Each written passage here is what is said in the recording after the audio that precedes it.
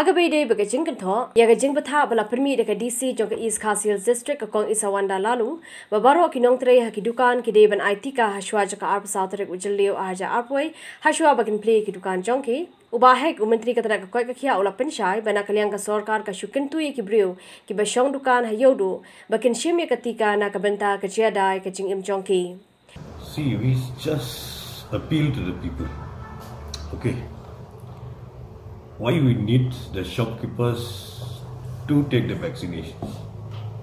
Because they are meeting hundreds of consumers to protect themselves and also to protect the consumers.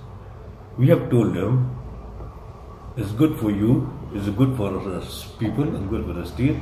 It should be vaccinated and also display your vaccination certificates. Ulai thuru bo BDO jang West Khasi District ulawanra da kawai kalinti kumnu ban pinchori ki Briew ban aya katika bar kata ka long da ka budget ye we Briew ibla ay baro arsen katika bar ay da ka khusnam ka bashipho hajar tingka.